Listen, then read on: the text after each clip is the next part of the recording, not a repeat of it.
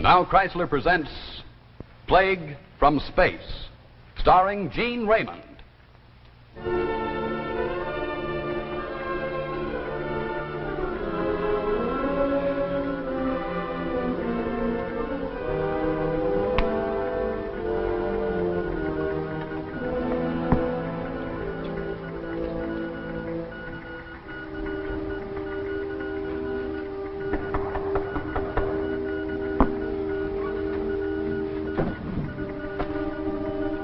Yeah, come in. It's you. Any word yet? No, nothing. There's a storm off the East Coast. Might have delayed him, maybe even turned back. He'll be here. General Bonamede says he'll arrive at a specific time. He arrives. Especially when there's a replacement to be made. Jeff, about those crashes. I think if I speak to General Bonamede, You stay out of it. You're a doctor, nothing else. This is my affair. Men killed, equipment destroyed. It's been going on for months. He has every right to relieve me. I've lost all respect, all discipline. No, you haven't, Jeff. Those accidents weren't your fault. Everybody knows that. It happened to me, my command, my responsibility. Somewhere along the line, I lost my perspective. Jeff, you're the best tactician in this command. General Bonamede won't let you go. Stop giving yourself a hard time. Kinnock's a big base. Maybe too big for me. Once I had it. Once I could have handled any base. Now, slipping away. What's going on out there? It's that disc again. The one we picked up on radar a few hours ago. It's returned. How many times do I have to tell them this is an Air Force base, not a planetarium? Jeff, this thing's been playing hide-and-seek all night.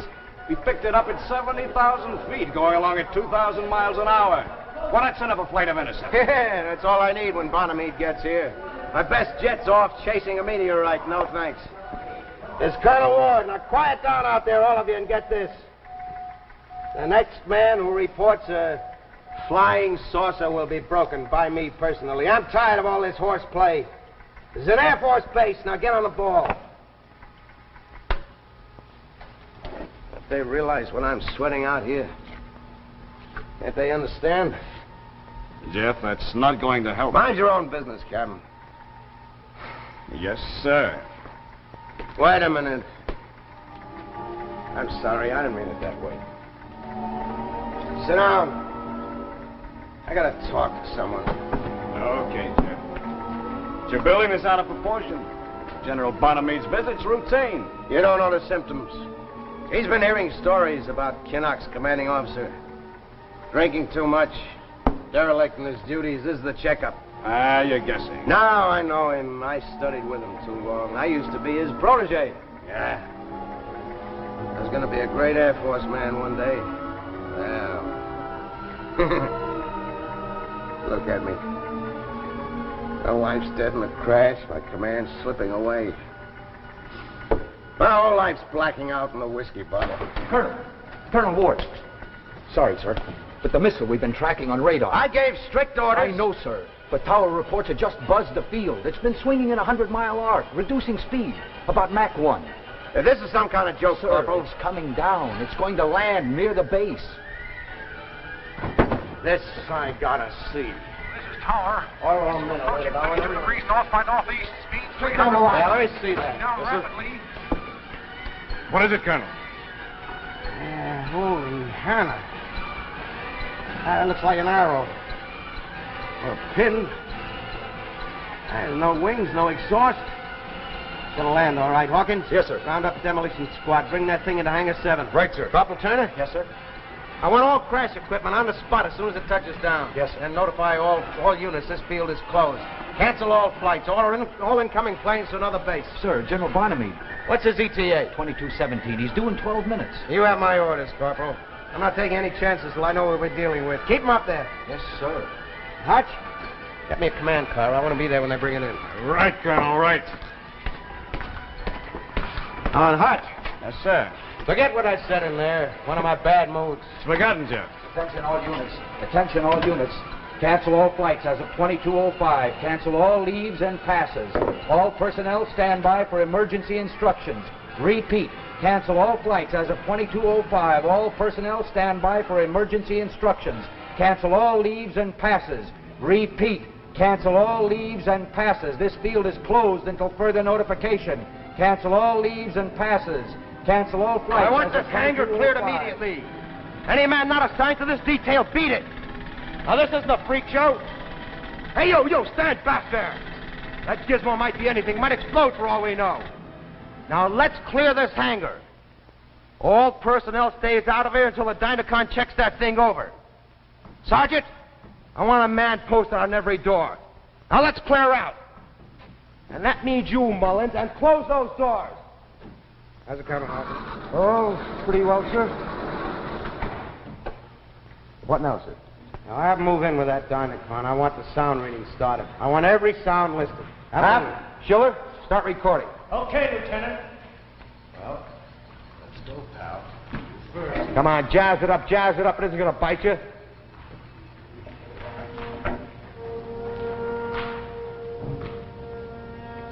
What do you make of it, Hawkins? Well, it isn't one of ours, that's for sure, sir. No airfoils, no rocket tubes. First Dynacon reading negative.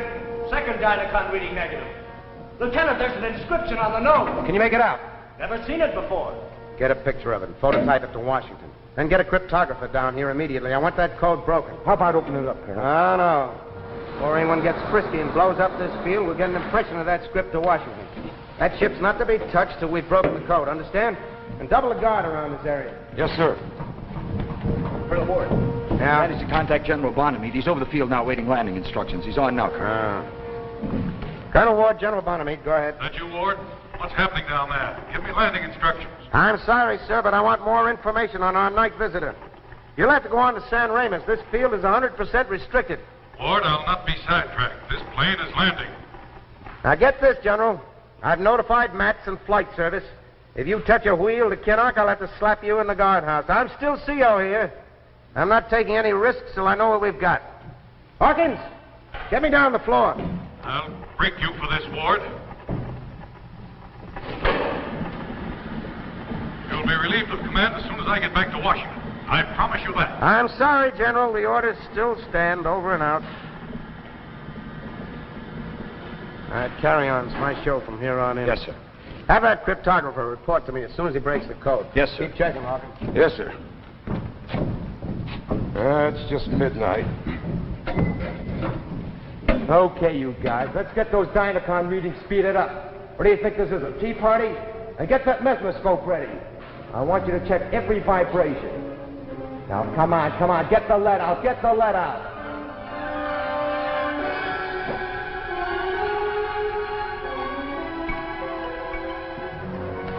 0700 and still no report. That cryptographer must be working by way of China. Bonamede should have reached Washington by now. His TWX ought to be arriving any minute. Jeff, maybe you acted a little too hastily. No, this time I was right. A missile arriving out of nowhere. Tremendous speed, no means of identification. Could be a million things. Hydrogen bomb, poison gas. No, Bonamede would have done the same things in my shoes. Come in. Sir, this TWX just came through from Washington. Here she goes. You are hereby notified that Colonel Maurice Johns is arriving at 1400 today to assume command of Kinnock Air Force Base. You will remain on the post for further orders. Signed, Bonamede. Well, it had to come sometime. Come in.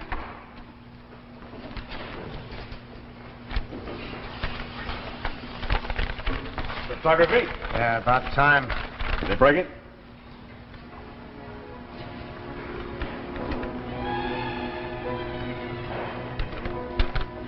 Here, read that. Are they sure about this?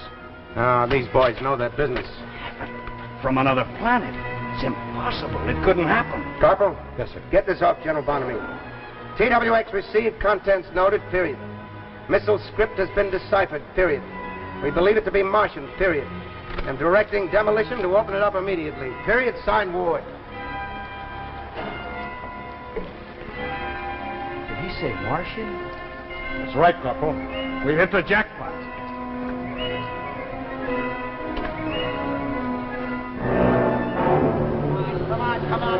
that baby's back. We ain't got all day. It's been on over an hour. That metal's hard. The drill keeps rusting. Well, take to the front aisle. Any luck yet, Hawkins? Should be soon, sir. That metal's like nothing I've ever seen. Lieutenant, I think I found something. It's a door. Right in front of us, a door. Good. Give me that, Jimmy. We'll pry it open. Yeah. This is what we needed. Now, go easy now. That might be dangerous. Carefully. Carefully. That's it. All right. Now pull it back. Slowly. Lift it up. That's it. Slow. Something inside. I can see it. I can see. It's strapped to the bulkhead. If I can just... Oh, my. What is it? It's alive, sir. It's breathing. Sucking oxygen from a metal mask. It's moving. It's got eyes. Everything. Get an ambulance down here. This is something I didn't bargain for. Captain, help me get it out. All right. Slowly, that's it. Let's get out to the light so we can see it. Slow. Come on. That's a little more. More into the light. There. Now we can all get a look.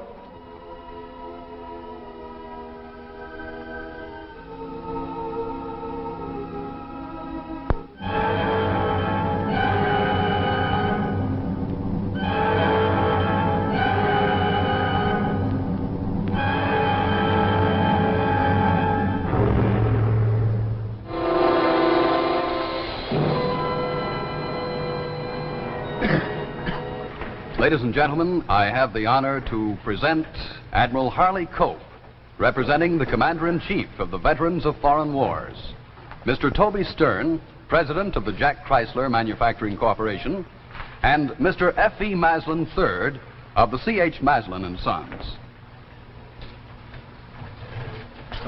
Mr. Stern, Mr. Maslin, it is a pleasure on behalf of the 1,250,000 members of the Veterans of Foreign Wars of the United States, all of whom served overseas, to present to Tales of Tomorrow this loyalty award instituted this year in connection with the observance of Loyalty Day, May the 1st.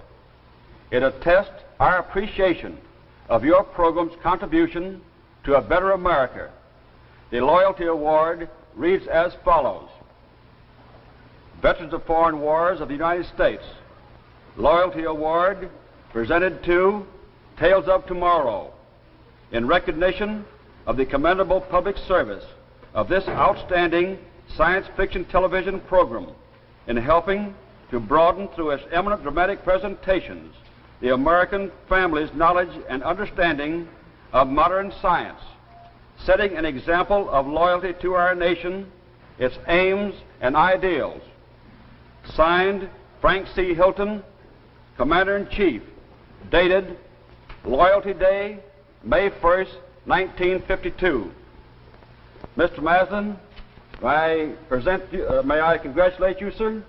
Thank you, Admiral Cope. It is with real pleasure that I accept this award on behalf of the associates of C.H. Maslin & Sons and the many thousands of loyal dealers from coast to coast. Thank you. Mr. Stern, may I in turn congratulate you too, sir? Thank you, Admiral. Tales of Tomorrow, thank you profusely for this very fine honor. Thank you. And now, back to our story, Plague from Space.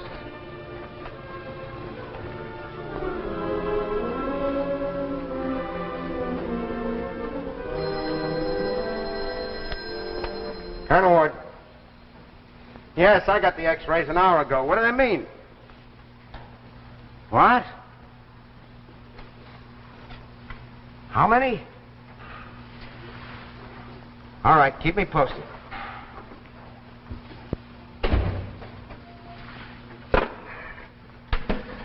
I was Hutchinson at the hospital. Major Vickers and 5 of the other doctors who examined the Martian have dropped. They're having convulsions. I know, Colonel. 3 of my men conked out. It's spreading all over the field. What about the missile? We dismantled everything, sir. It has an atomic engine about the size of my fist.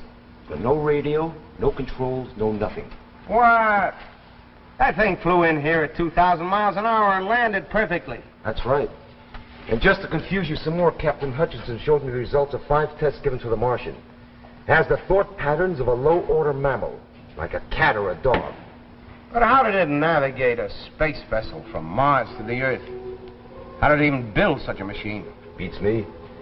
You any theories, sir? Yeah, but they're too crazy. Nothing would sound crazy now. It sounds logical. Well, we've established this thing at the hospital as a Martian. He sails in here polluted with an unknown disease. Deduction?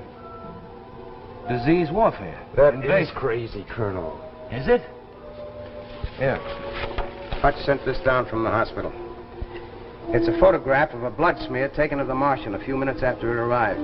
See those U-shaped specks in the bloodstream there? Yeah, what about him? Hutch reported that kind of bacteria was all over the Martian. Everywhere. Every cubic millimeter of blood taken from that creature contained about 5,000 of those specks. That doesn't prove anything, Colonel. Don't you get it? These babies don't belong to the UN. They never heard of the Geneva Convention. They're playing for keeps. They launch a ship packed with disease germs navigated by a suicide pilot. These germs running rampant could plunge this country into a panic.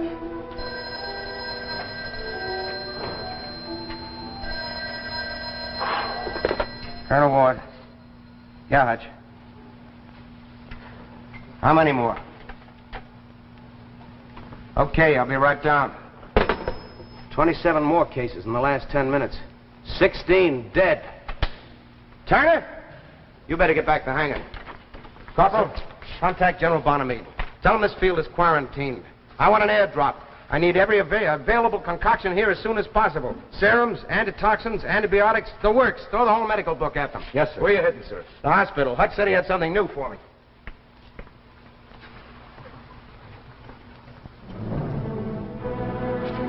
So you see, Jeff, the last blood count shows no trace of bacteria. The germs have vanished. The Martian is convalescent. That means you got it beat. 15 hours and you got it licked. No, I'm afraid you're wrong, Jeff. This is more serious than we ever expected. What do you mean by that? You just told me. Do you know what an electroencephalograph is? Well, never heard of it. It's a machine that records electrical pulsations of the brain. This morning we used it on the Martian. Any results? Enough to know that there's little chance of any one of us coming out of this alive.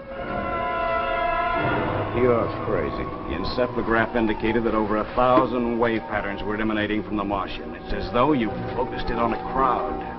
But you told Hawkins the Martian was irrational. Now he has thousands of brains. Makes sense. I only know what I see.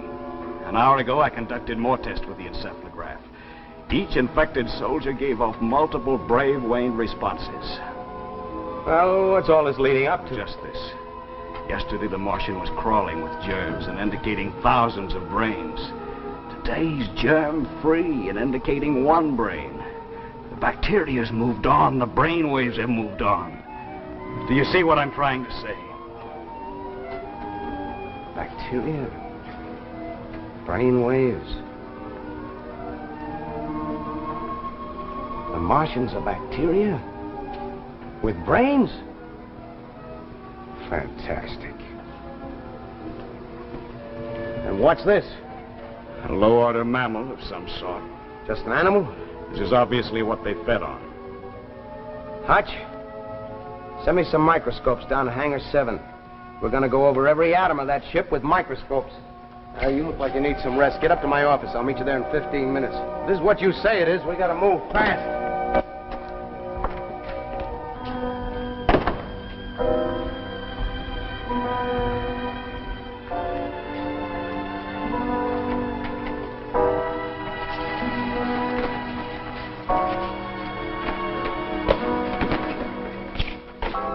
What's the matter with you? Nothing, sir. I want a messenger down here on the double. Yes, sir. What's wrong with you? You sick?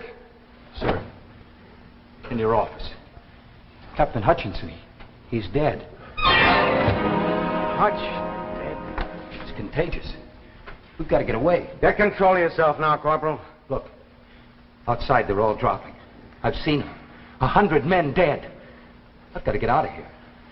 Nothing's safe here. Now, wait a minute, Turner. There's a guard posted at every exit. They'd kill you as soon as you tried to get away. No.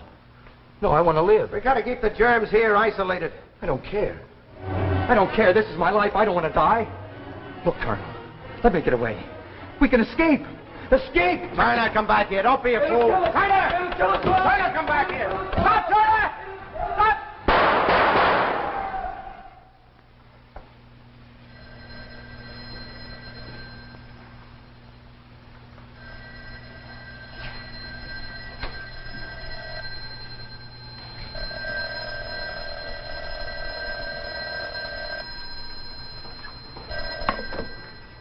Colonel Ward. Yes, Sergeant Morgan. Did you use the microscopes? Just as I thought. Sergeant, how many men left in your unit? Hawkins, too, huh? All right, keep me posted, Sergeant.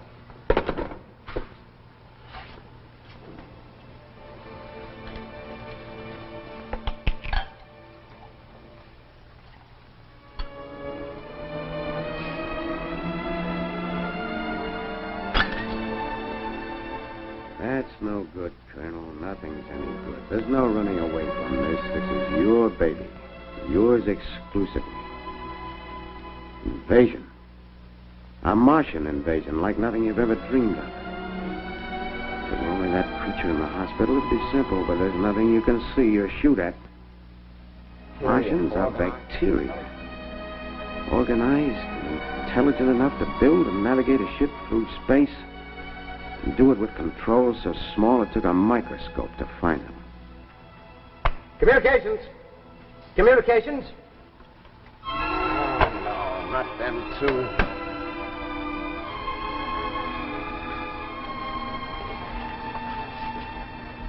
Bacteria, bacteria. This is their invasion, their war. Planned, calculated, certain. And now one final decision has to be made. One man to make it. But what? How? Decide quickly. They're waiting. Waiting to spread beyond this base, reaching out to the cities. Ravaging a nation, a world. Creeping over the whole earth till nothing is left but a dry, scorched wasteland.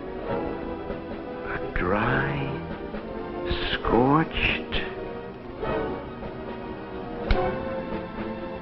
Live Martians, dead Martians. That's the only way.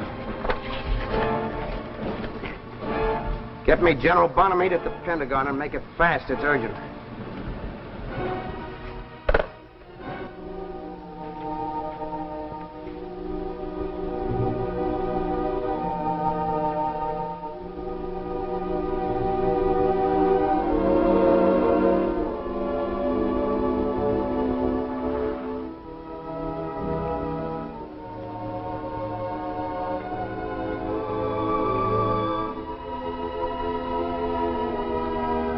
Baker, 287J, calling Kinnock.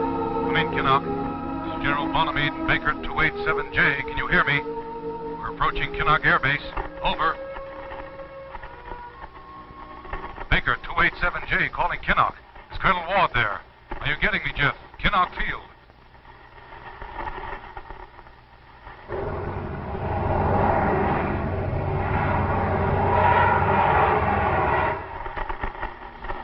Baker, 287J. This is Colonel Ward. You're coming in loud and clear, General. What's your position? Passing Walter Range, Jeff. Altitude 36,000. Should be reaching you in 3 or 4 minutes. How many men left? Last count came in 2 hours ago. 13. 13 out of 2,000. How are you feeling, Jeff?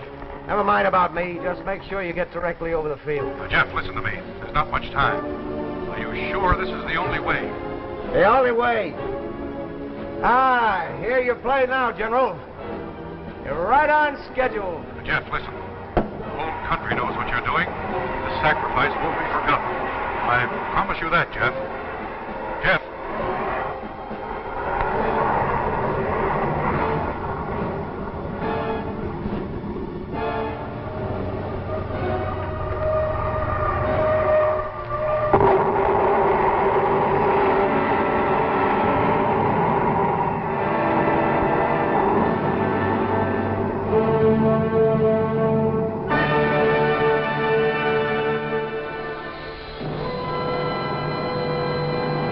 Now let's come back to the world of today for a minute and see a man who's puzzling over something most of us are worrying about today.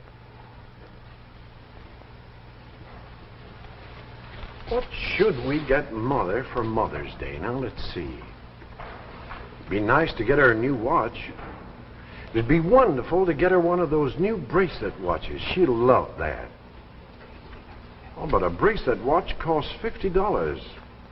That's too expensive. We can't afford it. Hold on, you can afford it. And here's how. Just take Mom's old watch to your jeweler and have him put on this new Golden Fantasy watch bracelet by Chrysler. Why, it's like magic. It immediately transforms her watch into a beautiful new bracelet watch. But you don't pay $50. You pay just $9.95 for the Fantasy watch band. You save at least $40. And you give Mother the newest, most glamorous fashion of today. Now, here's a close look at it. The new Chrysler band that really becomes part of her watch, that makes it high fashion and a true bracelet watch. It's Golden Fantasy by Chrysler. Now notice this. These bands expand. So when you wear a Fantasy, you get all the safety and comfort of an expansion band. And practical, when you do household tasks, that expansion feature lets you slip Fantasy up, out of the way. And Golden Fantasy costs only $9.95. Federal tax included. Less than many ordinary bands. So, go to your jeweler. Let him make Mom's old watch into a new bracelet watch. With Fantasy by Chrysler. The preceding program, originally telecast by ABC in New York, has come to you by special video recording. This is ABC, the American Broadcasting Company.